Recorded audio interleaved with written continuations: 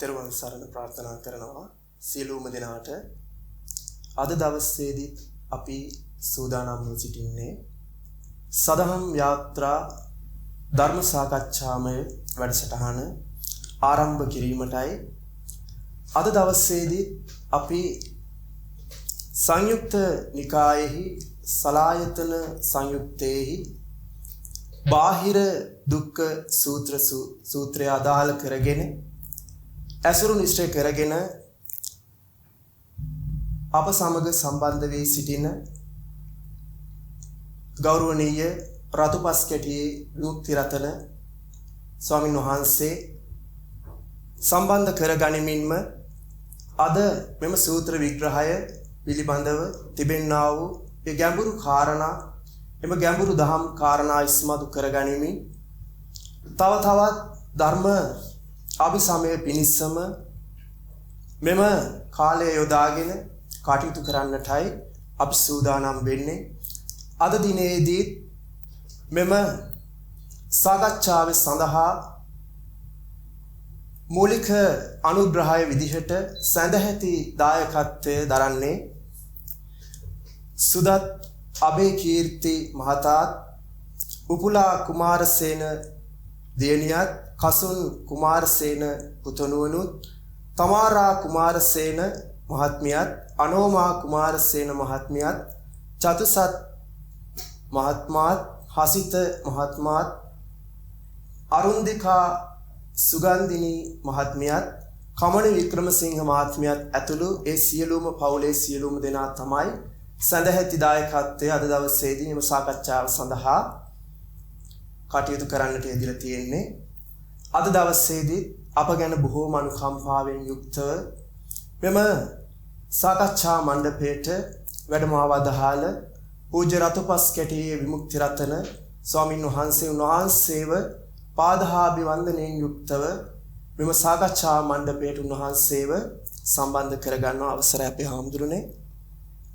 අද දවසේදී අපි අනෙක් සාකච්ඡා මාලාවේ යොදාගත් ආකාරයෙන් එම සූත්‍ර දේශනාවන් අයත් වන සංයුත්ත නිකායට අදාළව අද බාහිර දුක්ඛ සූත්‍රය පිළිබඳව තමයි අපි සාකච්ඡාවක් විදිහට ඉදිරියට කරගෙන යන්නට සූදානම් වෙන්නේ.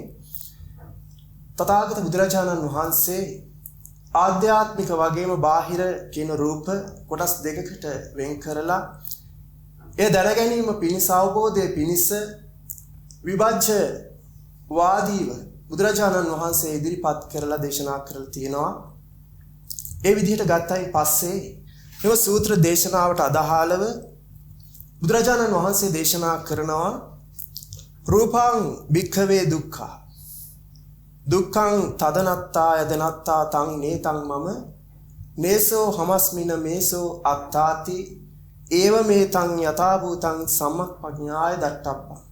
ඒ විදිහටම පෙන්නනවා මූලිකවම ඇස කන නාසය දිව කය මන කියන ආයතන මුල් කරගෙන ඒයින් උපදින අපි අරමුණු කරගන්නා ඇස පිළිබඳව අපි කලින් දේශනාවන් වලදී සාකච්ඡාවන් වලදී සාකච්ඡා කරා. ඒ වගේම තමයි ඇස ගැන කතා කරනකොට බාහිර රූපේ විදිහට විස්තර කරනවා. රූප සා ගන්ධ ශබ්ද ස්පර්ශ සහ ධම්ම කියන මෙම ආයතන මූලික කරගෙන අපි බාහිරයක් ඇසුරු කරගන්නවා කියන තැන ඉඳලා තමයි බුදුරජාණන් වහන්සේ මේ දේශනාව කරන්නට ඉදිරිය තිබෙන්නේ. අවසරයි අපේ හාමුදුරනේ. මේ විදිහට ගත්තයින් පස්සේ දේශනා කරනවා මේක සම්මක් ප්‍රඥාය දට්ඨබ්බා. මේක සම්මක් ප්‍රඥාවෙන් දැක ගන්න කියලා කියනකොට බාහිර රූපය පිළිබඳ අපි කොහොමද සම්මක් ප්‍රඥාවෙන් දැනගන්නේ කියනකොට අපිට ඇත්තටම මේ දුක බාහිරේ තිබෙන යම්කිසි වස්තුවක් නිසා ඇතිවෙන දෙයක්ද කියලා වහන්සේගෙන් ඉල්ලීමක් කරනවා. ඒ ගැන ගැඹුරින් විග්‍රහයක් අප වෙත කරලා දෙන්න. අවසරයි. හැම දිනාටම තෙරුවන් සරණ ප්‍රාර්ථනා කරනවා. බාහිර රූපයන්හි දුක ගැන විස්තර කරන බාහිර දුක්ඛ සූත්‍රය අසුරු කරගෙන අපි මේ සාකච්ඡාව සිද්ධ කරන්නට බලාපොරොත්තු වෙන්නේ. එතනදී විශේෂයෙන්ම අපි බාහිර රූපේ පිළිබඳව මනාකොට අවබෝධයකටපත් වෙන්න ඕන. අපි ආධ්‍යාත්මික රූප විදිහට ඇස කන නාසය දිව ශරීරයේ මනස පිළිබඳව විග්‍රහයන් සිද්ධ කරගත්ත පසුගිය සාකච්ඡාවල තුලින් මෙතනදී විශේෂයෙන් රූප ශබ්ද ගන්ධ රස ස්පර්ශ ධම්ම කියන රූප ටික තමයි අපි බාහිර රූප විදිහට ධර්මයේ තුල විග්‍රහ කරන්නේ. එතන විශේෂ කාරණාවක් තියෙනවා. රූපං භික්ඛවේ දුක්ඛං කිව්වම රූපය දුක් සහගතයි. එතකොට යම් රූපයක් දුක් සහගත නම් එය පුජ්‍යල වශයෙන් සත්ව වශයෙන් ආත්මීය වශයෙන් ගන්න සුදුසු නොවන ධර්මයක් බව ධර්මයේ තුල විස්තර කරනවා. රූපය දුකයි කිව්වට පස්සේ ලෝකයා පැත්තෙන් ගත්තට පස්සේ රූපං භික්ඛවේ දුක්ඛං කිව්වම රූපය දුක්ඛය මේක තමයි වාචනය. නමුත් ලෝක සම්මත අර්ථයේ තුල ලෝකයාට සැපසහගත රූපත් දුක්සහගත රූපත් කියලා දෙකක් හම්බ වෙනවා. ලෝකයා පැත්තෙන් ගත්තොත් සැප රූප, ප්‍රියමනාප රූපයන්, ප්‍රියමනාප සද්දයන්, ප්‍රියමනාප ගන්ධයන්, ප්‍රියමනාප රසයන්, ප්‍රියමනාප ස්පර්ශයන්, ප්‍රියමනාප ධර්මයන් විදිහට ප්‍රියමනාප සැපසහගත රූප ලෝකයට හම්බ වෙනවා. ඒ වගේම අප්‍රිය අමනාප වූ දුක්සහගත රූපේනුත් ලෝකේ පැත්තෙන් ගත්තම ලෝකයට මුණ ගැහෙනවා.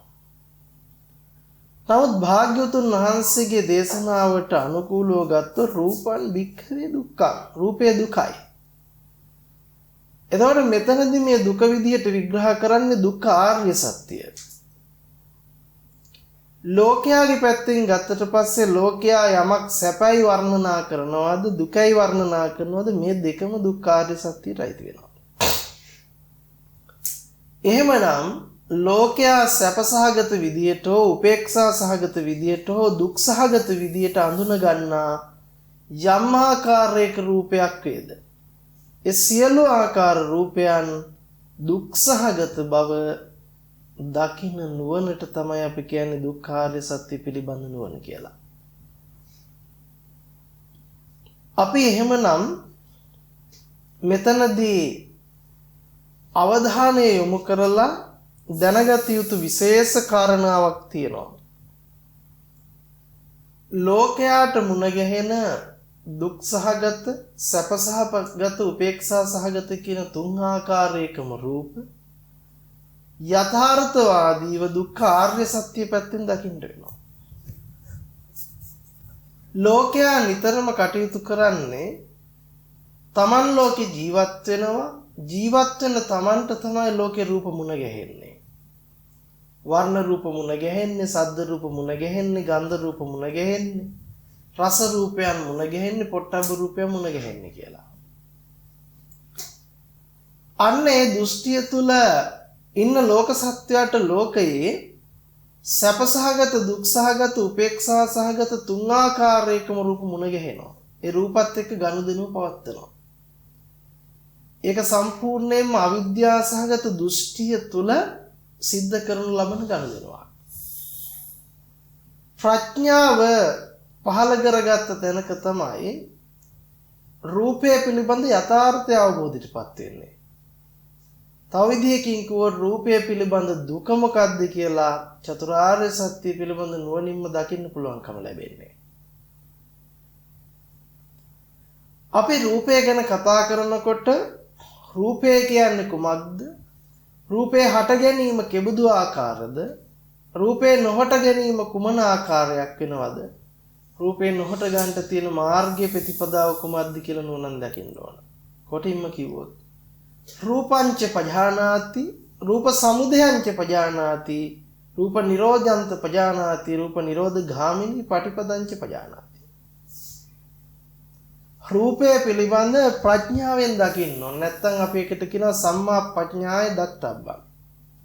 එතකොට සම්මා ප්‍රඥාය දත්තබ්බං කියලා කියන්නේ නිවර්දි දැක්මකින් යුක්තව රූපය පිළිබඳ නුවණින් දකින්න ඕනි කියන එක.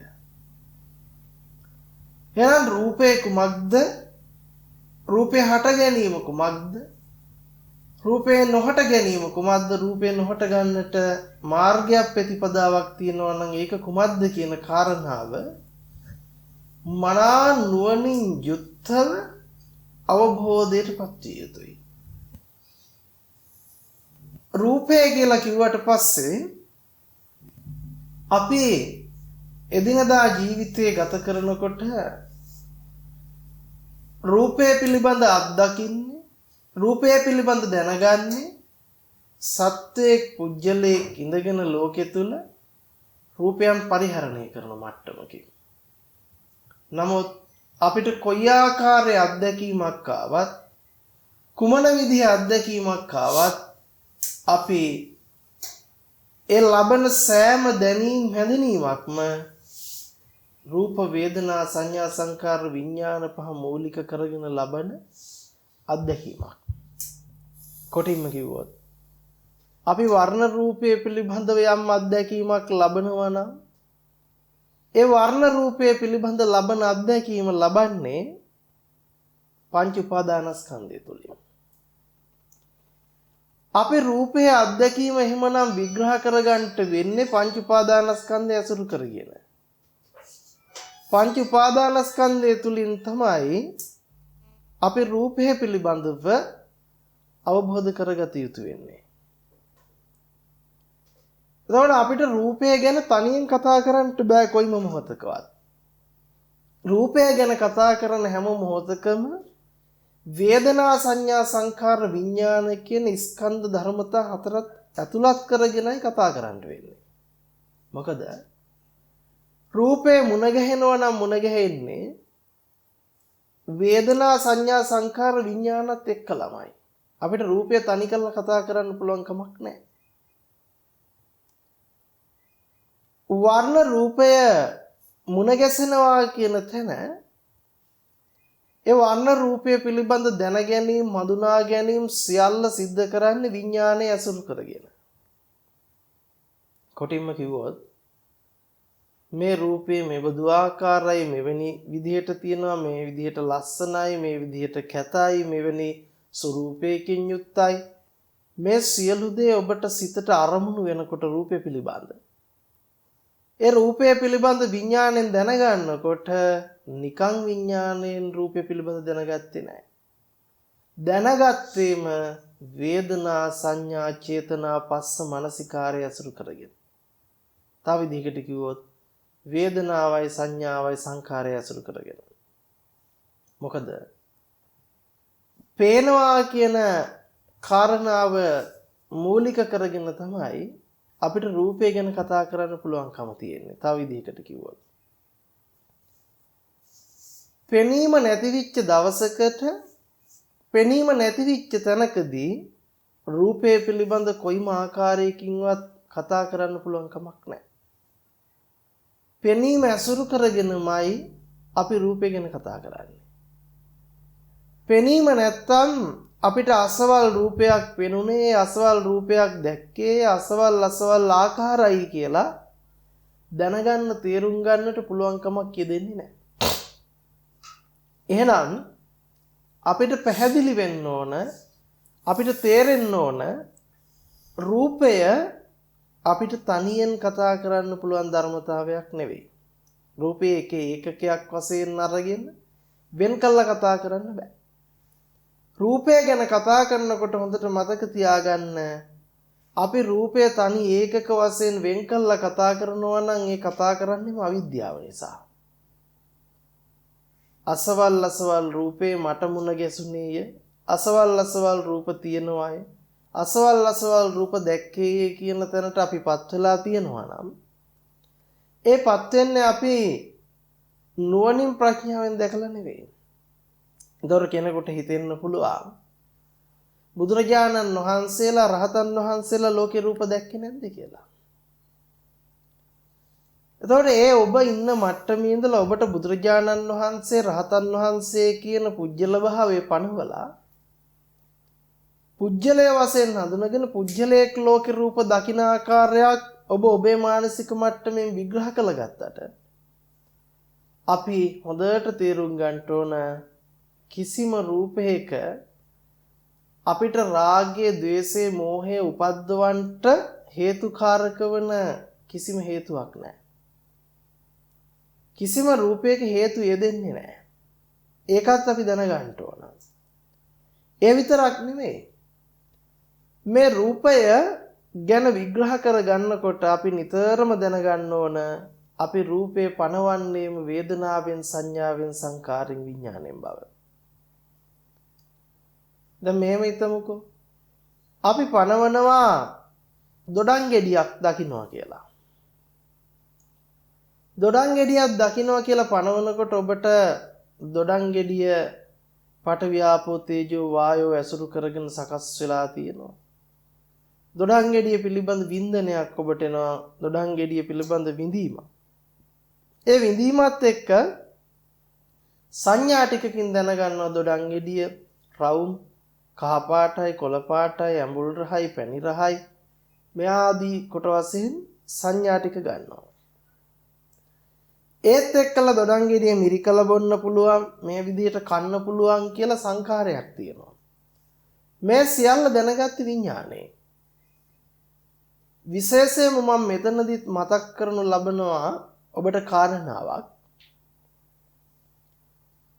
ඔබ නිතරම පංච උපාදානස්කන්ධයේ අත්දැකීමක් විදිහට මුණ ගැසෙන ඔබ සහ ලෝකය පිළිබඳ අවබෝධය ඇති කර ගන්නට උවමනයි. කොටින්ම කිව්වොත් ඔබට ඔබව මුණ ගැහෙන තැන වෙනම එකක්, රූපේ තව එකක් නෙවෙයි. ඔබට ඔබව මුණ ගැහෙන විදිහත් රූපේ මුණ ගැහෙන විදිහම තමයි. දැන් ඔබට මේ ඔබව කියලා මුණ ගැහෙනවා නම් මුණ ගැහෙන්නේ බාහිර රූපය. එහෙම නැතුව ආධ්‍යාත්මික විච්ච ශරීරය ඔබට මුණ ගැහෙන්නේ නැහැ. ආධ්‍යාත්මික විච්ච ඇහැ හෝ කන හෝ නාසය හෝ දිව හෝ ශරීරය ඔබට බාහිරෙන් දැක ගන්නට පුළුවන් කමක් නැහැ.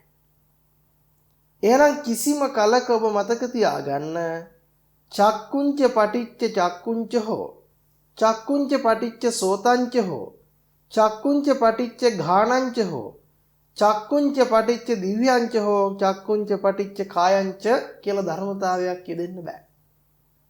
කොටින්ම කිව්වොත් ඇහැට ඇහැ ස්පර්ශ වීමක් හෝ ඇහැට කන ස්පර්ශ වීමක් හෝ ඇහැට නාසය ස්පර්ශ වීමක් හෝ ඇහැට දිව ස්පර්ශ වීමක් හෝ ඇහැට කය ස්පර්ශ වීමක් පනවන්න පුළුවන් කමක් නැහැ.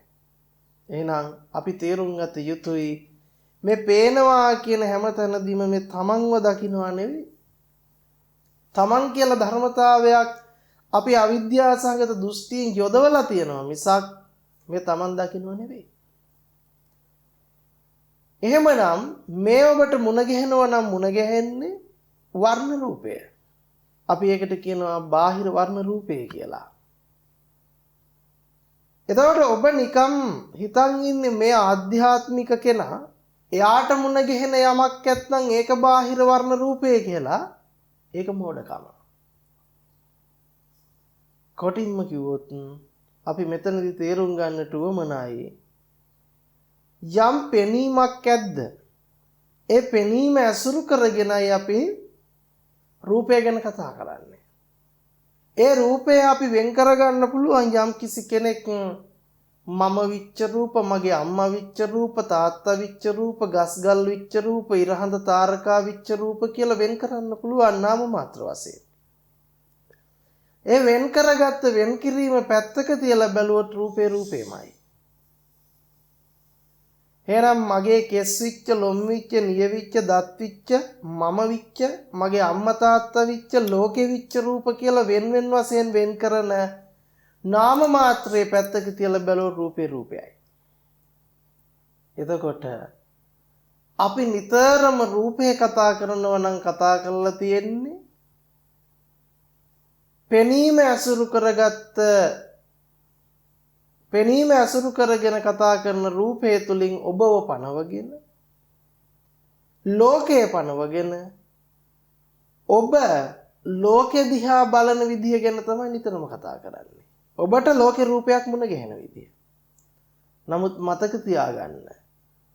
ඔබට ඔබව මුණ ගැහෙන්නේ රූප වේදනා සංඥා සංකාර විඥාන පහේ අත්දැකීමක් විදිහට. ලෝකේ මුණ ගැහෙන්නේ රූප වේදනා සංඥා සංකාර විඥාන පහේ අත්දැකීමක් විදිහට. එහෙනම් කොටින්ම කිව්වොත් ඔබව මුණ ගැහුනේ පංච උපාදානස්කන්ධය තුල, ලෝකෙ මුණ ගැහුනේ පංච උපාදානස්කන්ධය තුල. එතකොට මේ පංච උපාදානස්කන්ධය ඇතුළට කොටු වෙලා බැසගෙන ඔබ ලෝකෙ දකින්න විදිහ බලලා වැඩක් වෙන්නේ නැහැ. ඒක අපි තේරුම් ගන්න ඕනයි.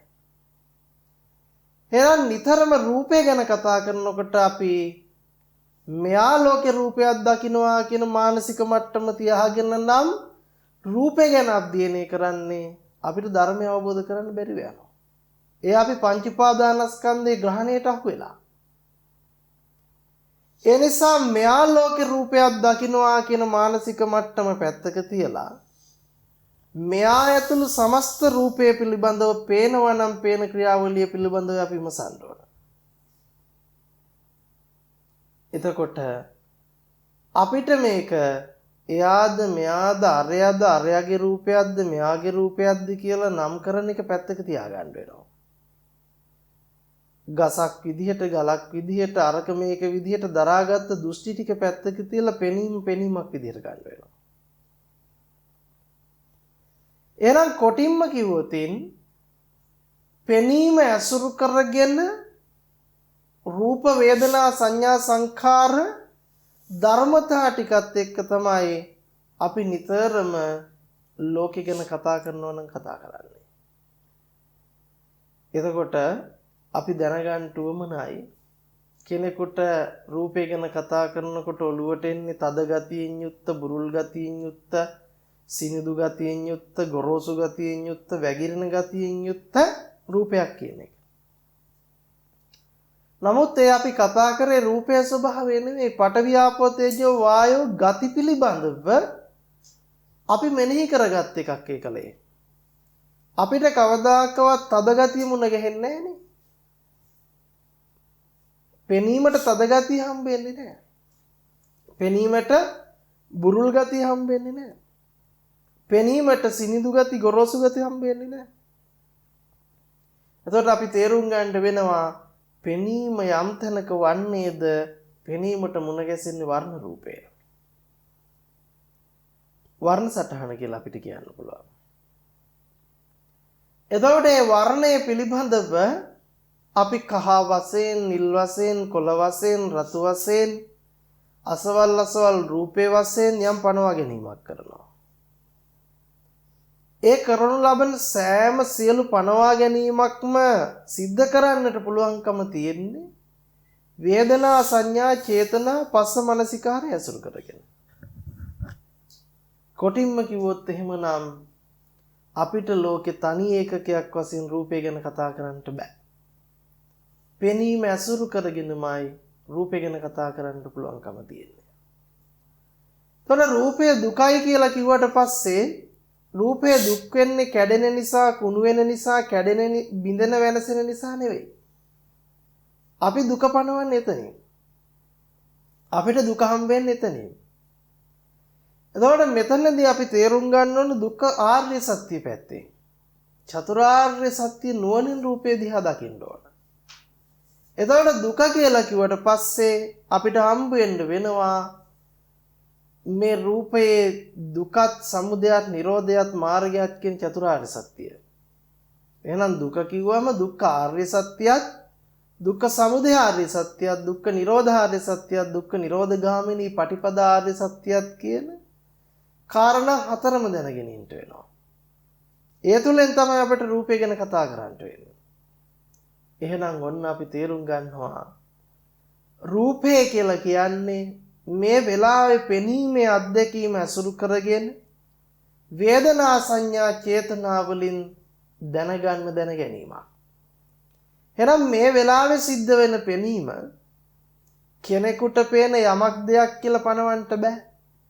පෙනීම ඇසුරු කරගෙන ඔබේ තියෙන අවිද්‍යාව සහගත දෘෂ්ටිය ඒ මත පතිත කරගෙන කෙනා වෙන් කරගෙන ලෝකෙ වෙන් කරගෙන ඔබ මට ලෝකෙ පේනවා කියන දෘෂ්ටියක ඉන්නවා ඇති. ඒක දෘෂ්ටියක් මිසක ඒක ඇත්තක් නෙවෙයි. එහෙනම් අපි ඇත්ත ඇති සැටියෙන් දකිනකොට මමයි ලෝකය කියන වෙන් කිරීම පැත්තක තියලා පෙනීම. පෙනීම ඇසුරු කරගෙන නිරන්තරයෙන් රූපය ගැන කතා කරනවා. එහෙනම් මේ වෙලාවේ සිද්ධ වෙන පෙනීම අතීතයට අයිති නැති, අතීත තැනකින් ආපු නැති, අනාගතයට යන්නේ නැති, වර්තමානයේ සකස් වෙනකොටම අතීතයට යන්න. අතීතයට යනවා කියලා කිව්වට ගිහිල්ලා බැලුවම අතීතය හොයන්න බැරි. අතීතයට ගියා කියලා තැනක හොයාගන්න බැරි. ගෙවිලා ගියා කියලා කියනවා. නමුත් ගෙවිලා ගිය තැනක් හොයන්න බෑ.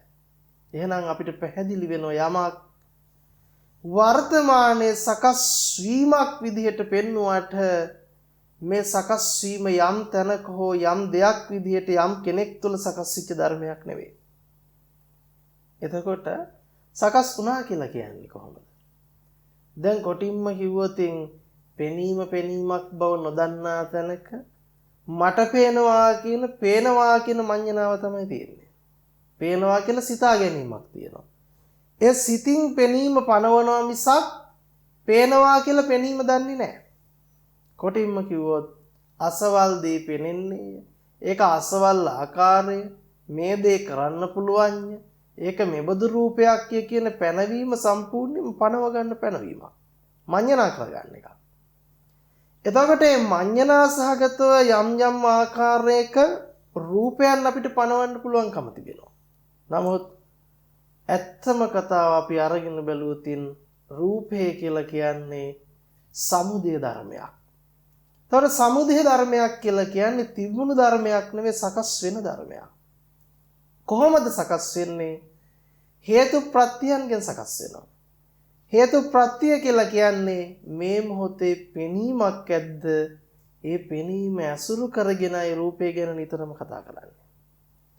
එතකොට අපි තේරුම් ගන්න ඕන පේන කෙනාගේ පැත්තෙන් තමයි රූපේ පැනවීම කරන්නේ. නිතරම අපිට පේනවා කියනකොටම පේන කෙනා තමයි සම්බන්ධ වෙන්නේ. කෙනා කියන දෘෂ්ටිය.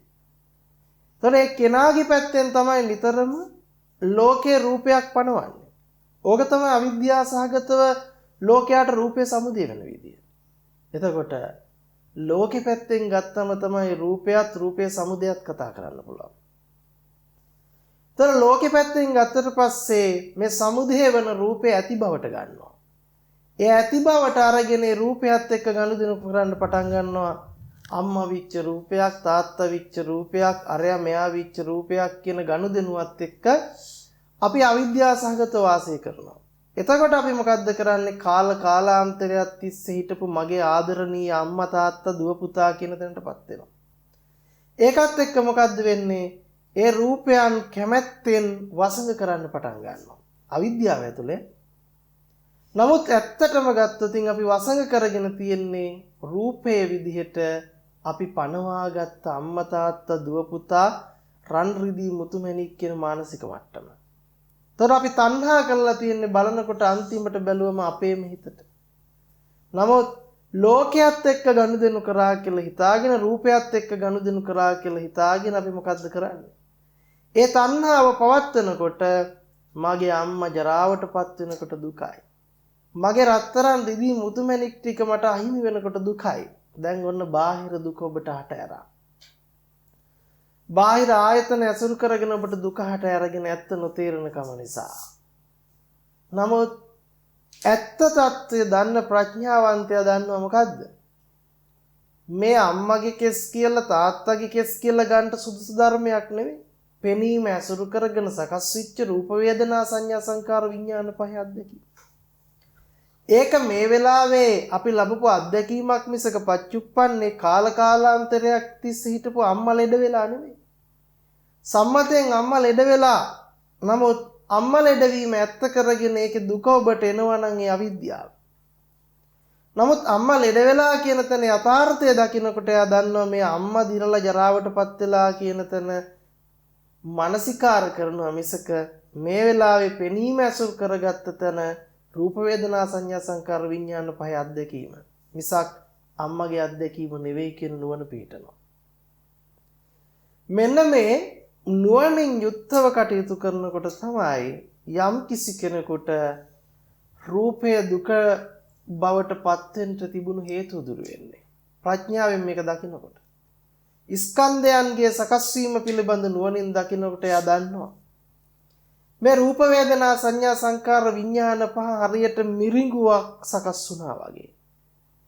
ඒ තුල අම්මා තාත්තා දුව පුතා වශයෙන් පනවා ගැනීම යම් කිසි කෙනෙක් පනවනවා නම් මිරිඟුවේ ජලය පනවා ගත්තාසේ. ඉතින් ඇත්තටම කල්පනා කරලා බලන්නකෝ. රූප වේදනා සංඥා සංකාර විඥාන පහ යම් කිසි කෙනෙක් ඇති බවට ගන්නවා නම් මිරිඟුව ඇති බවට ගන්නවා වගේ. එහි වතුර ඇති බවට ගන්නවා වගේ තමයි හරියට ඒක ඇසුරු කරගෙන අම්මා ඉන්නවා තාත්තා ඉන්නවා දුව පුතා ඉන්නවා ඉරහඳ තාරකා තියනවා කියලා නිත්‍ය සංඥාවෙන් ගන්න එක. එයාට එතකොට ලෝකයේ සමුදය නිරෝධය කියන පැත්ත මුණ ගැහෙන්නේ නැහැ. සමුදයට කොටු වෙනවා. එහෙනම් කොටින්ම ගත්තොත් මේ වෙලාවේ සකස් වෙන රූපයක් වේදනාවක් සංඥාවක් සංකාරයක් විඥානයක් ඇද්ද? ඒ අතීතයට අයිති නැති අනාගතයට යන්නේ නැති වර්තමානයේද නිට්ටය විස්තරව පැනවිය නොහැකි මිරිඟුවක් හා සමානයි.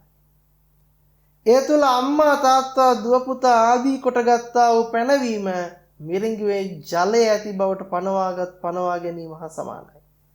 අන්න ඒක මිරිඟුව බව නොදන්න තාක්කල් ජලය නොමැති බව නොදන්න තාක්කල් ඒක ඇසුරු කරගෙන ඒක ඇත්තක් කියලා කටයුතු කරගෙන යනවා. නමුත් තමන් බලාපොරොත්තු වෙන දේ ඒක ඇතුලෙන් ඉෂ්ට වෙන්නේ නැහැ. ඒ නිසා මොකද්ද වෙන්නේ? තමන්ට දුක සමුදය වෙන්න පටන් ගන්නවා. ඔන්න බාහිර ආයතන ඇසුරු කරගෙන ඔබට දුක එන විදිහ. නමුත් නුවණින් දකින්න කෙනා දකිනවා මේක සමුදය තුලම නිරෝධය ප්‍රත්‍යක්ෂ කරනවා. හටගත්තා වගේ පෙන්නන නමුත් මේ හට ගැනීම නිත්‍ය වශයෙන් ස්ථිර වශයෙන් සිදු වුණායයි ප්‍රකාශයට පත් කළ නොහැකි ධර්මයක් බව අවබෝධ වෙනකොට මොකක් වෙනවද? නිරෝධයත් මාර්ගයක් ප්‍රත්‍යක්ෂ වෙනවා. හටගත් රූපේ නැති වෙනව නෙමෙයි. හටගත් රූපේ ඇත්ත දකින්නවා. ඊට පස්සේ සමුදය උනේ යම් තැනකද යම් දෙයකද කියලා දකින්නට එයා දන්නවා මේ සකස් වීම දෙයක් යමක් විදියට ප්‍රකාශ කළ නොහැකි. එනම් සකස් වුණා වගේ පෙන්නන නමුත් සකස් නොවුණු ධර්මයක්මයි. නිරෝධ ධර්මයක්මයි කියන ප්‍රත්‍යක්ෂ නුවණ පිහිටනකොට යාට නිරෝධය සාක්ෂාත් කරගන්න මාර්ගයේ ප්‍රතිපදාව එළි වෙන්න පටන් ගන්නවා. ඒ අවබෝධයටපත් නොවන තාක්කල් මොකද්ද වෙන්නේ? බාහිර රූප ඇසුරු කරගෙන දුක එනවා කියන එක නතර කරන්න පුළුවන් කමක් නැහැ. එහෙමයි සෝමස්. මං දන්නේ බොහොම දීර්ඝ විග්‍රහයක් උන්වහන්සේ සිදු කරන්නට යෙදුන රූපය පිළිබඳව.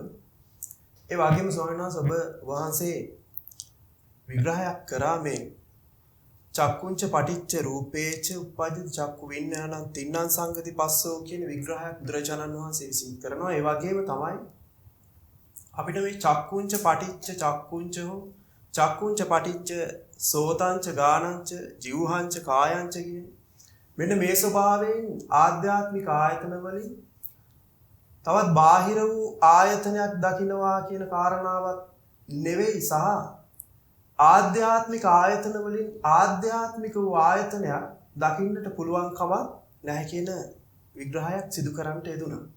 එවනම් ඒ කාරණාවත් එක්ක අපිට ඇසකින් රූපයක් විදියට අම්මා තාත්තා කියන කෙනෙක්ව අපිට දකින්නට පුළුවන්කම නැහැ. ওই විදිහට අපේ රූපය විස්තර කරගෙන වහන්සේ කරපු විග්‍රහය අනුව බලනකොට. එතකොට රූපයක් වුණ අම්මා මරණයටපත් වෙලා හෝ යම්කිසි ව්‍යාධියකටපත් වෙලා රෝගාබාධයකටපත් වෙලා තියෙන තැනකදී අපිට රූපයත් සමග කොහොමද ස්වාමින් වහන්සේ අපිට මේ ශබ්දය කියන ස්වභාවය අම්මාගේ දුක අපි ශබ්දයකින් අපිට කොහොමද ගෙනල්ලා දෙන්නේ? අපිට අම්මා කියන වචනය තුල දුක සමුදය වෙනවද කියලා ගත්තොත් කෙනෙක් ඇහුවොතින් මේ විදිහට මේ පංච උපාදානස්කන්ධ මේ ස්කන්ධ පංචකයේ අත්දැකීම විදිහට ගන්නකොට අපිට මේක ભેද කරලා විභජනය කරන්න පුළුවන් කමක් නැහැ. හැබැයි අපි අම්මා කියන ශබ්දයම නෙමෙයිද රූපයෙන් පැනවීමක් විදියට ඉස්මතු කරලා ගන්න මෙන්න මේ විග්‍රහයේදීම පෙන්නනවා සද්දා ශබ්දයේ පිළිබඳ ගන්නකොටත් රූපය වගේම බාහිර දුකක් විදියට පෙන්වනවා. එතකොට මේ දුක විදියට පෙන්නනකොට මේ හඬා වැළපිලා දුක් වෙලා පොළවේ හැපි අඬා වැළපෙන දුකක් ගැන නෙමෙයි මේ විග්‍රහය සිද්ධ වෙන්නේ. එහෙනම් මේ පංච උපාදානස්කන්ධයේ දුකයි කියනකොට කොහොමද ස්වාමින් වහන්සේ මේ අපි රූපය හා ශබ්දය හා ගැන කතා කරනකොට මේ දෙක සම්බන්ධ වෙලාමයි පවතින්නේ. හැබැයි මේක වෙන් කරන්න පුළුවන්කම නැහැ. එතකොට අපි කොහොමද මේ ශබ්දයේ දුක දකින්නේ? එහෙමයි. අපි කල්පනා කරනකොට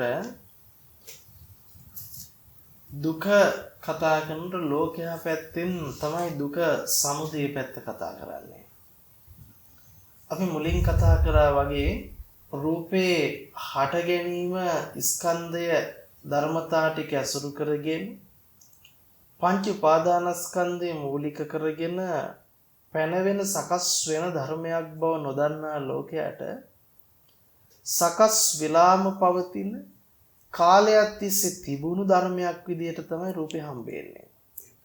ඒ තුල තමයි ලෝකයට දුක සමුදය වෙන්නේ. ඒ දුක සමුදය පැත්ත. නමුත් දුකේ සමුදය හරියාකාරයෙන් දැක්ක අවබෝධයටපත් වෙච්ච. එහෙම නැත්නම් දුක කියන්නේ පංච උපාදානස්කන්ධයට නම. පංච උපාදානස්කන්ධයේ හට ගැනීම පංච උපාදානස්කන්ධයේ ස්වභාවයෙන් නුවණින් දැකපු කෙනෙකුට එහි නිරෝධ මාර්ගය ප්‍රත්‍යක්ෂ කරන්න පුළුවන්කම තියෙනවා. නමුත් ඒ ස්වභාවයෙන් නුවණින් දැකගත්තේ නැති කෙනෙකුට නිරන්තරයෙන්ම හම්බෙන්නේ අම්මා විච්ච රූපයක්. දැන් අම්මා විච්ච රූපය හම්බෙනකොට ඒ කෙනාට ඒ අම්මා විච්ච රූපය අසුරු කරගෙන දුක එන එක නතර කරන්න පුළුවන් කමක් නැහැ. ඒකට මූලිකතම හේතුව තමයි එයාට අම්මා නිත්‍ය වශයෙන් ඉන්න බවට ගත්තා වූ ඝන සංඥාවෙන් මිදෙන්න තරම් ප්‍රඥාවක් නැහැ. දැන් ඒ නිසා අම්මගේ ප්‍රියමනාප රූපයත් එක්ක අම්මගේ ප්‍රියමනාප කටහඬත් එක්ක එයා ගනුදෙනු කරනවා. දැන් එයාට ඇසීම ඇසුරු කරගෙන සකස් වෙච්ච රූප වේදනා සංඥා සංකාර විඥාන පහේ අත්දැකීමක් විදිහට නෙවෙයි ශබ්දය හම්බ වෙන්නේ. එයාට ශබ්දය හම්බ වෙන්නේ දැන් අම්මා විච්ච ශබ්දයක් බවට පත් වෙලා. ඊයේ ඉඳලා කතා කරපු මගේ ආදරණීය අම්මා කාලාන්තරයක් තිස්සේ මගේ පුතේ කියලා ආමන්ත්‍රණය කරපු මගේම අම්මා. එතකොට දැන් මොකද්ද වෙන්නේ? ඒ අම්මට කතා කරගන්න බැරිව ඒ අම්මා දුකටපත් වෙලා ඉන්නවනේ. එයාට දැන් මොකද්ද වෙන්නේ? අම්මගේ සද්දය ඇසුරු කරගෙන දුක එන්න පටන් ගන්නවා. අම්මා විතරක් නෙවෙයි මම කියන්නේ. බාහිර සද්දයක් පවතිනවාය අහවල් තැනින් සද්දේ ඉන්නේ කියන කාරණාව මූලික කරගෙන යම් අප්‍රිය අමනාප ස්වභාවයක් හෝ ප්‍රියමනාප ස්වභාවයක් හෝ එහෙම නැත්නම් කැමැති අකමැති ස්වභාවයක් ගොඩනගා ගන්න පුළුවන්කම තියෙන ලෝකයට. එතකොට අපිට පැහැදිලි ඒක ඇසුරු කරගෙන ලෝක සත්‍යයට දුක පවතිනවා. Taman කැමැති සද්දේ ඒ ආකාරයෙන් නොවනකොට දුක එනවා. යම් ඉච්ඡන්න ලැබෙති තම්පි දුක්ඛ.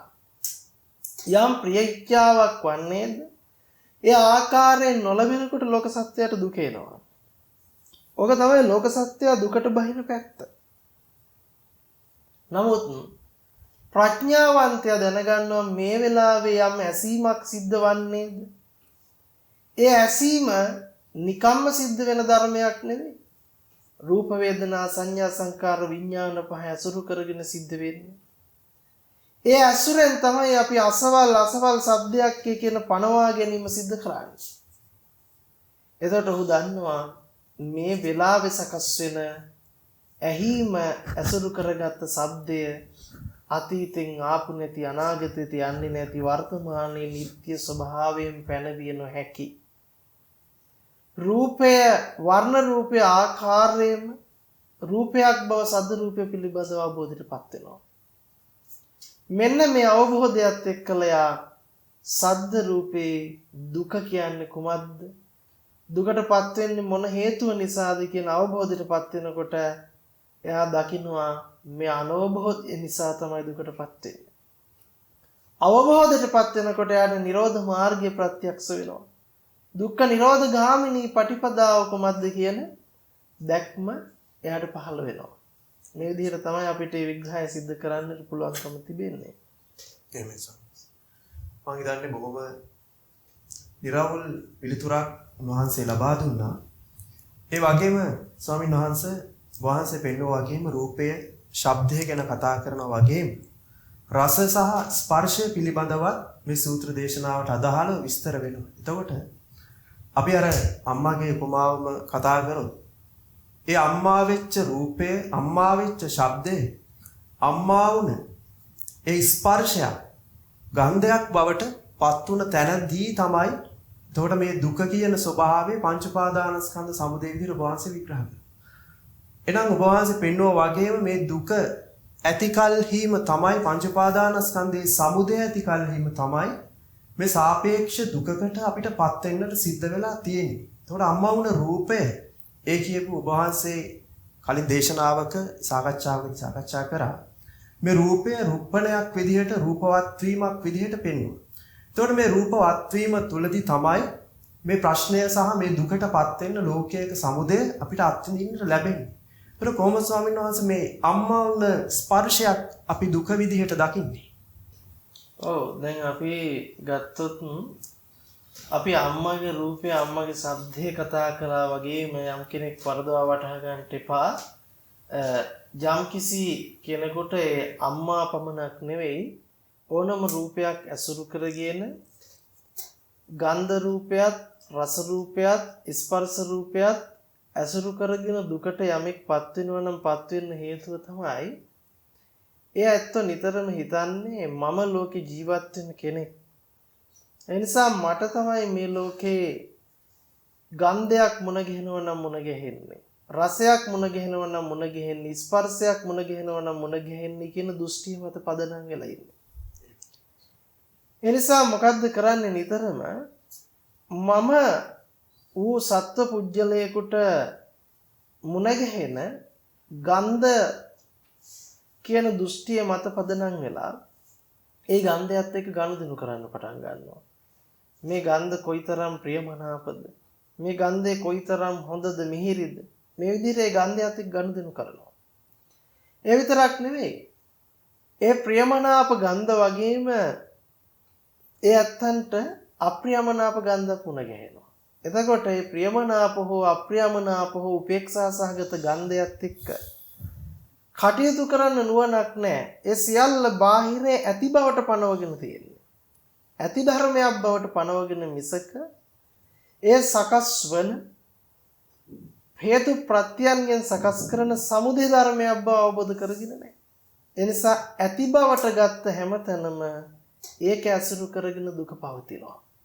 ඒක ඇසුරු කරගෙන එහි වෙනස් වීම නිසා, එහි ප්‍රියමනාප බව නැතිවීම නිසා, ඒ අප්‍රියමනාප බවත් එක්ක එකතු වීම නිසා, Tamanට කැමැති පරිදි වශයෙන් ඒක තියාගන්න බැරි නිසා කියන මේ සෑම කාරණාවක්ම මූලික කරගෙන එයාට දුක එන්න පටන් ගන්නවා. මේක ඇත්ත දන්නේ නැති නිසා. දැන් මොකද්ද වෙන්නේ? බාහිර වූ වර්ණ රූප, සද්ද රූප, ගන්ධ රූප, රස රූප, පොට්ටබ්බ රූප තියෙනවමයි, ඒක නිට්ටියමයි, ඒක ස්ථිරවම ඇත්තක්මයි කියලා ගත්තා වූ දෘෂ්ටි ඇසුරු කරගෙන මොකද්ද වෙන්නේ? ඒ තියෙන රූපයන්හි යම් ප්‍රියමනාප බවක් ඇද්ද, ඒ ප්‍රියමනාප බව නොලැබීම, ඒ අප්‍රියමනාප බවක් ඇද්ද, ඒ ඇසුරු නිශ්චය කරගෙන වාසය කිරීම, ප්‍රියමනාප දේ කැමති විදිහට පවත්වා ගැනීමට නොහැකි වීම, ඒ වෙනස් වීම, ජරාවටපත් වීම, නැසීම, වෙනසීම කියන කාරණා ටික නිසා යාට දුක එන්න පුළුවන්. අටලෝ දහමට කම්පා වීම කොටින්ම කිව්ව සිද්ධ වෙනවා. නමුත් ප්‍රඥාවන්තයා දන්නවා මේක ප්‍රිය විදිහට ආවත්, ඒ කියන්නේ සැප සහගත වුණත්, දුක්ඛ සහගත වුණත්, උපේක්ෂා සහගත වුණත්, දුක්ඛ ආර්ය සත්‍ය පැත්තෙන් බලනකොට මේ සියල්ල අපිට මුණ ගැහෙන්නේ රූප වේදනා සංඥා සංකාර විඥාන පහ ඇසුරු කරගත්ත පංච උපාදානස්කන්ධය අත්දැකීමක් විදියට. ඒ පංච උපාදානස්කන්ධයෙන් නිට්ටය නොවන, ස්ථිර නොවන ධර්මයක් බව අවබෝධයටපත් වෙනකොට එයාට නිරෝධ මාර්ගය ප්‍රත්‍යක්ෂ වෙනවා. අපි අර මුලින් කතා කරපු කාරණාව වගේම තමයි අපිට විග්‍රහ කරගන්න වෙන්නේ ගන්ධ රූපත්, රස රූපත්, පොට්ටබ්බ රූපත්, ධම්ම රූපත් කියන සෑම රූපයක් පිළිබඳව.